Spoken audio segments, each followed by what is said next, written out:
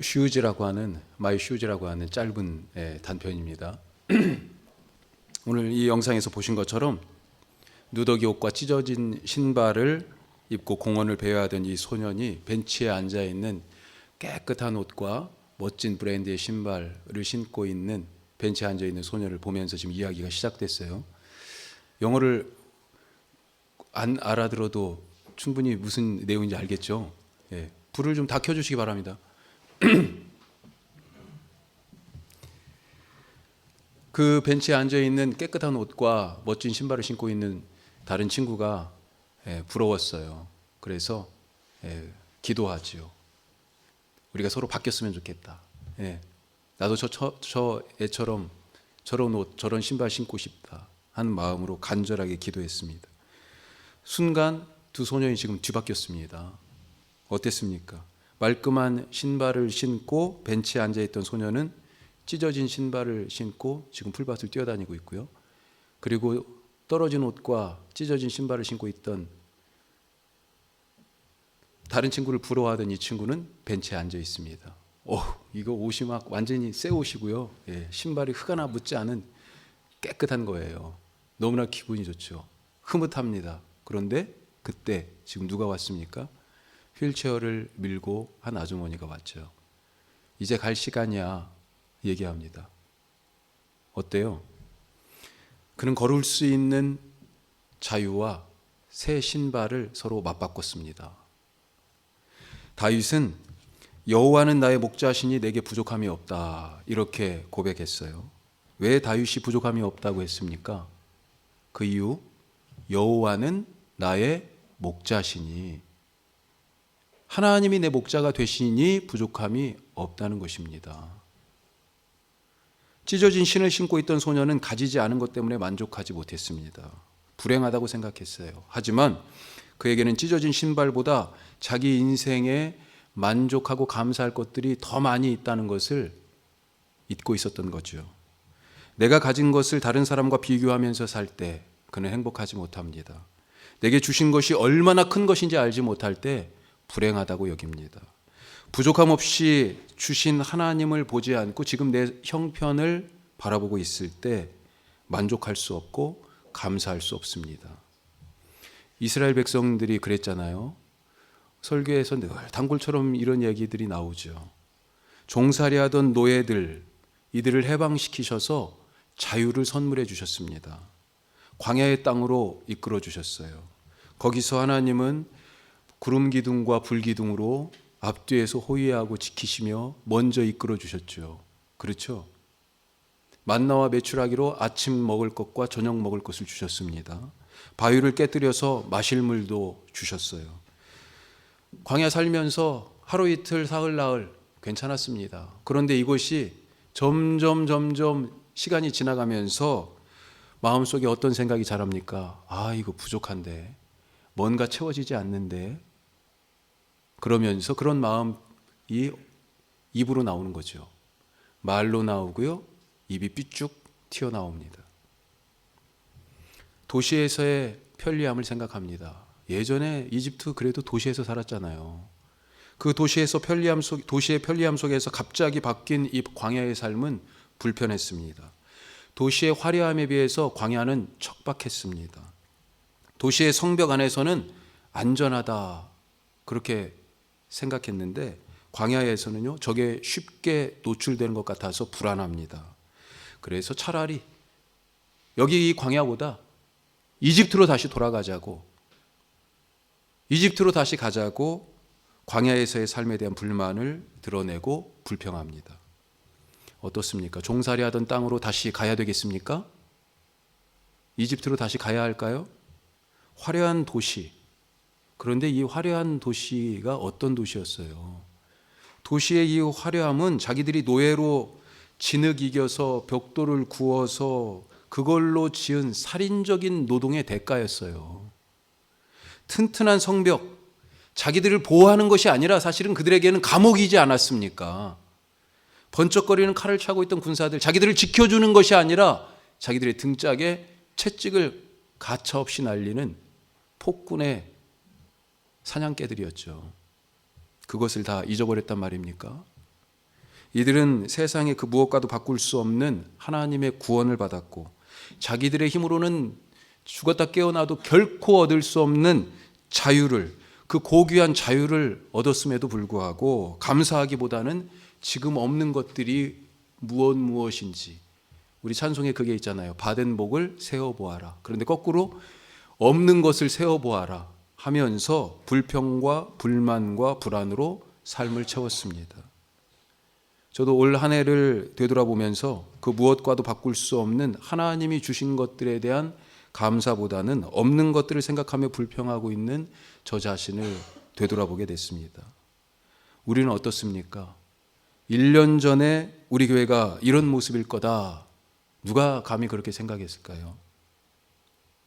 하나님께서 엄청난 은혜를 부어주셨습니다. 1년 전에 안 계셨는데 지금 여기 계신 분들 계시죠? 대부분이 1년 전에 없던 사람들, 1년 전에 없던 사역들, 없던 비전들, 없던 소리들, 지금 엄청나게 소리가 많아졌어요. 네.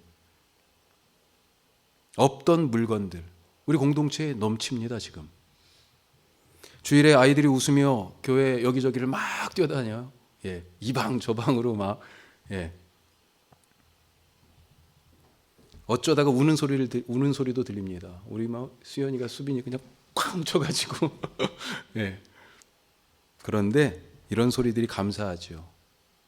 감사합니다. 일을 하면서 마음이 안 맞을 때가 있어서 이런저런 소리도 들려옵니다. 그런데 이런 소리도 좋습니다. 교회에 사역이 없으면 그런 소리가 나겠습니까? 그래도 일이 있으니 그런 소리도 나는 거죠. 신발이 이리저리 애들 그냥 신발이 다 이렇게 나뒹굴어도 괜찮아요. 좋습니다. 휴지통 비울 때도 좋고요. 청소할 부스러기들이 있어서 좋습니다. 많이 털어놓고 가세요. 예. 아무도 없으면 휴지통에 버릴 것도 없고 주일이 지나도 교회가 깨끗해서 청소할 일도 없다면 얼마나 쓸쓸하겠습니까? 감사 대신에 불평과 불만과 불안이 우리 삶에 있다. 그것은 하나님이 목자이신 것을 잊어버렸기 때문이에요. 하나님을 바라보던 시선을 다른 엉뚱한 데 두고 있기 때문에 그렇게 되는 것입니다. 자, 오늘 14절 말씀부터 사실은 오늘 이야기가 시작돼요. 22절, 23절을 읽었습니다만 이 14절부터 시작되는 오늘 이 말씀, 우리가 소위 달란트 비유 이렇게 이름 붙여서 말하는 성경의 대목이죠. 어떤 사람이 멀리 다른 나라에 가면서 3명의 종들에게 자기 소유를 맡겼습니다. 한 사람에게는 금 5달란트, 다른 사람에게는 금 2달란트, 또 마지막 한 사람에게는 금 1달란트를 맡겼습니다. 오랜 후에 주인이 돌아와서 야, 내가 너희들한테 맡겨놓은 것이 있는데 어디 한번 가져와봐. 결산 한번 해보자 라고 얘기하죠. 그 결산에 대한 이야기가 바로 오늘 이 달란트 비유의 말씀입니다. 우리가 한 해를 마치면서 올해를 결산하는 마음으로 이 말씀을 통해서 우리의 삶을 한번 비추어 볼 수 있기를 바랍니다. 자, 첫 번째로 먼저 받은 것이 있다는 겁니다. 받은 것이 있다. 우리가 늘 잊기 쉬운 거죠. 받은 것이 있습니다. 잘 헤아려 보시기 바랍니다. 무엇을 받았습니까? 내가 받은 것이 뭐예요? 14절부터 시작하는 이 말씀, 여기 이 14절에 아주 중요한 포인트가 있어요. 14절 한번 같이 읽어보겠습니다. 자, 14절 읽습니다. 또 어떤 사람이 타국에 갈 때 그 종들을 불러 자기 소유를 맡김과 같으니, 주인이 종들에게 맡겼는데 뭘 맡겼습니까? 자기 소유를 맡겼어요. 자기 소유. 하나님이 우리에게 자기 소유를 맡겨주셨습니다. 믿으시기 바랍니다. 하나님이 주신 자기 소유는 무엇입니까? 그러면 우리가 여러 가지를 생각할 수 있습니다만 그것들이 공통적으로 갖고 있는 게 있어요. 그것들이 공통적으로 향하는 게 있어요. 하나님 나라입니다. 하나님 나라. 예수님이 이 땅에 오신 이유가 바로 우리에게 이 하나님 나라를 주시기 위함이에요. 그래서 예수님의 모든 말씀과 일과 삶이 가만히 보니까 어디를 향하고 있어요? 하나님 나라로 수렴하고 있더라. 자기 백성을 저희 죄에서 구원하여 하나님 나라에 들어가게 하십니다. 육체 부모를 통해서 우리가 이 땅에 와서 육의 눈으로 육의 세상만 보며 살던 사람들이었는데 우리에게 성령을 부어주셔서 다시 태어나게 하시고 그래서 그 거듭나서 하나님 나라를 볼 수 있게 하신 것이에요. 니고데모가 물어봤잖아요. 어떻게 하나님 나라 볼 수 있습니까? 그랬더니요. 물과 성령으로 다시 태어나야, 거듭나야 하나님 나라를 볼 수 있다. 왜 예수님께서 십자가에서 죽으셨습니까?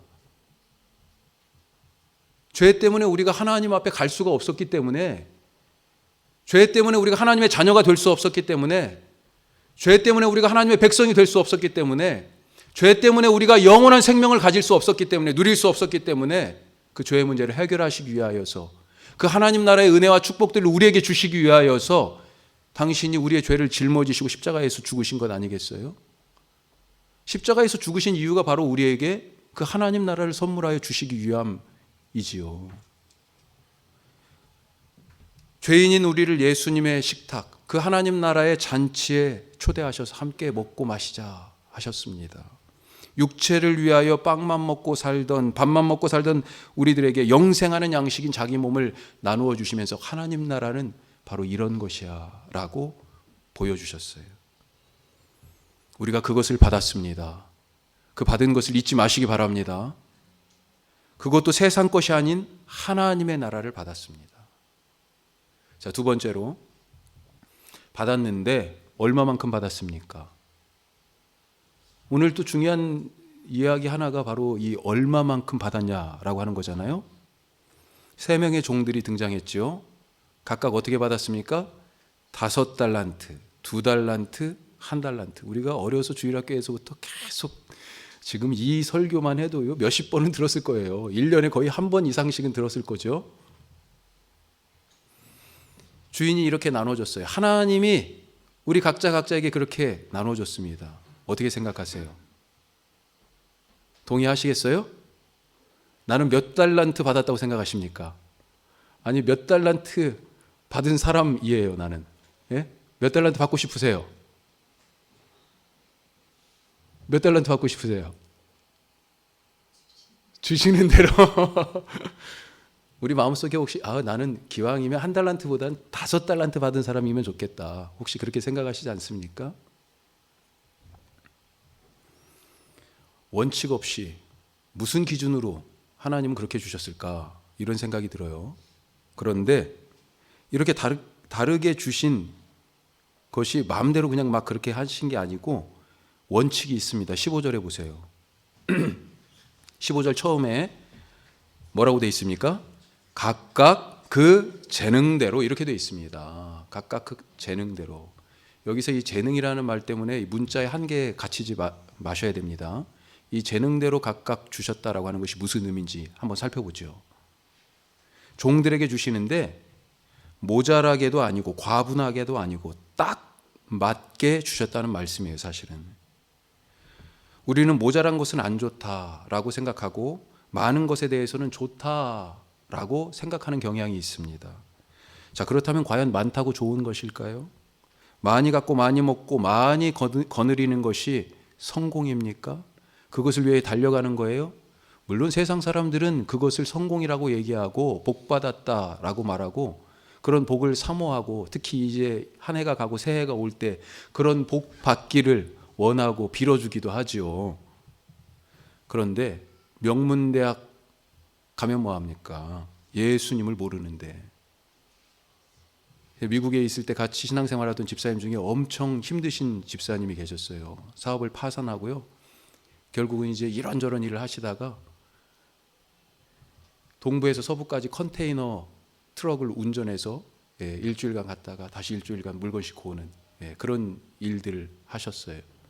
그런데 이 집사님이 그래도 희망을 갖고 있는 게 자식들이죠. 아들, 딸 그랬는데 아들이 공부를 제법 했습니다. 유명한 미국 사립대에 들어갔어요. 그것도 장학금을 받고 다녔어요. 그리고 이제 얼마 전에 통화를 했었는데 유명한 그 미국 회사에 들어갔어요. IT 기업에. 연봉이 $25만 달러랍니다. 대학 졸업하고 들어갔는데 우리 돈으로 얼마쯤이에요? 약 3억쯤 되는 건가요?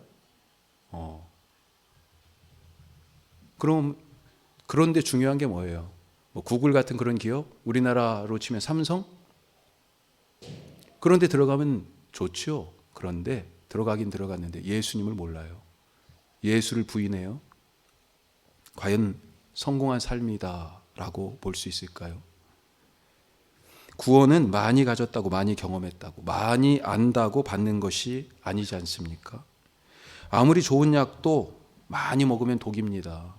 제가 지난번에 그동안에 그런 적이 없었는데 감기로 한 열흘 이상을 고생했었습니다.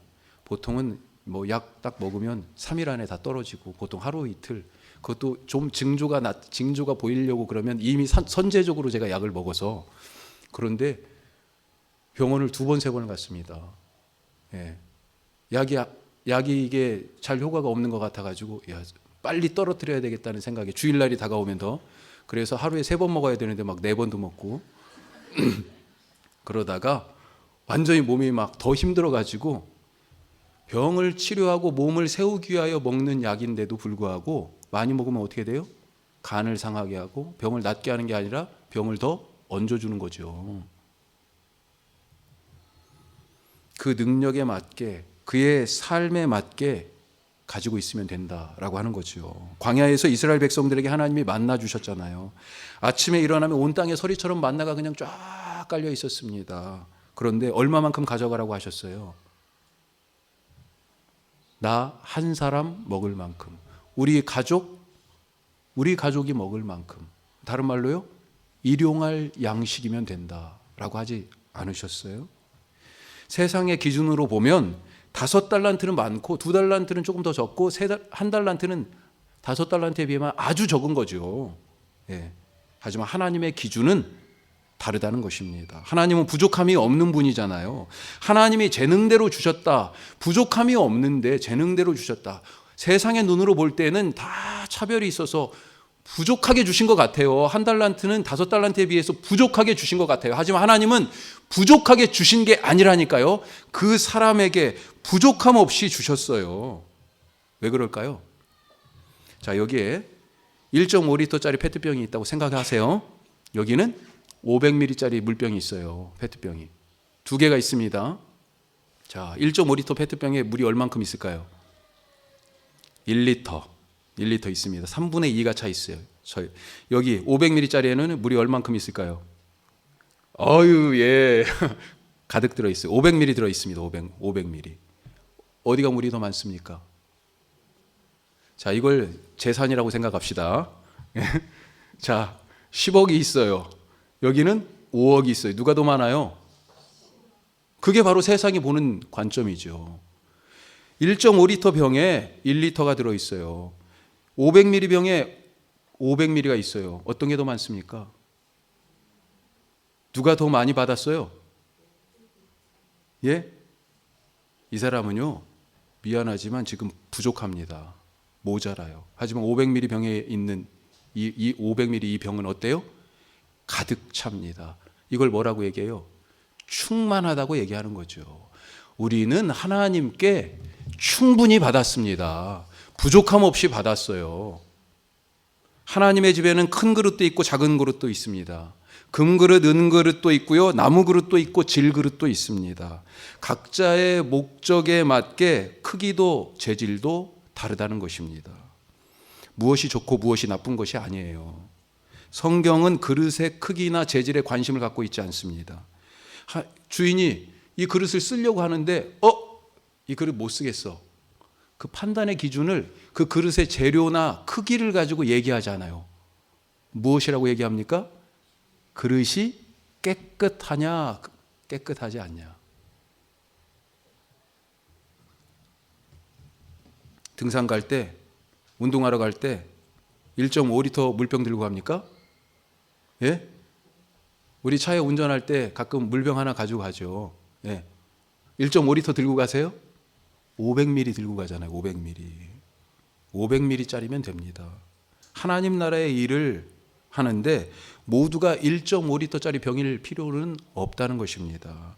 500ml짜리가 필요합니다. 아니, 500ml짜리가 그 물병이 더 많이, 더 자주, 더 요긴하게 사용되는 거죠. 다시 한번 여쭙겠습니다. 우리는 얼마만큼 받았습니까? 하나님이 부족함 없이 주시는 분인 것을 믿으시기 바랍니다. 우리는 부족함 없이 충만히 받았습니다. 우리 한번 따라서 한번 해봅시다. 나는 충분히 받았습니다. 나는 충분히 받았습니다. 나는 부족하지 않습니다. 정말 그렇게 믿으십니까? 아멘. 하나님은 우리에게요, 최고로 주셨습니다. 우리 인생 그릇에 부족함 없이 꽉 채워서 주셨어요. 세상 사람들 눈에는 5, 2, 1, 크고 작고 많고 적고 그것으로 보이겠지만 하나님은 우리 모두에게 가득하게 모자람 없이 충분히 주셨다라고 하는 것, 이것을 알고 이것을 믿고 살아가는 것, 이것이 성도의 삶이다 하는 것이죠. 자, 마지막으로 받았어요. 충분히 받았습니다. 이제 어떻게 합니까? 오늘 말씀에 보니까 이 사람들이 받은 걸 가지고 뭘 했죠? 사용했습니다. 어떻게 사용할까요? 우리는 과연 받은 것을 잘 사용하고 있는가? 하나님이 우리에게 뭘 주셨다고요? 자기 소유를 주셨어요. 그 자기 소유가 뭐예요? 하나님 나라를 우리에게 맡겨주신 거예요. 우리 각자에게 그 하나님 나라의 일을 위하여서 필요한 사명과 삶의 자리와 여러 가지 것들을 충분히 주셨어요. 자, 이제 이 받은 것을 사용해야 되는데 그것은 우리 책임이다라고 하는 거죠. 오늘 말씀에서 5달란트와 2달란트 받은 종들은 받은 것을 가지고 뭘 했습니까? 장사를 해서 2배를 남겼다, 이렇게 돼 있고요. 1달란트 받은 종은 그것을 그대로 땅에 묻어두었다. 자, 주인이 왔습니다. 결산을 한번 해보자. 여기 5달란트를 가지고 5을 더 남겼습니다. 2 가지고 2를 더 남겼습니다. 그렇게 결산을 하는데 1달란트 받은 종은요, 여기 그대로 땅에 있었거든요. 왜? 이거 뭐 손도 때도 타지 않고요, 여기 그대로 있습니다. 1달란트를 다시 가져왔죠. 주인이 뭐라고 그럽니까? 저는 여기서 이 2달란트 받았던 종을 한 번 더 생각해 봐야 될 필요가 있지 않나 생각해요.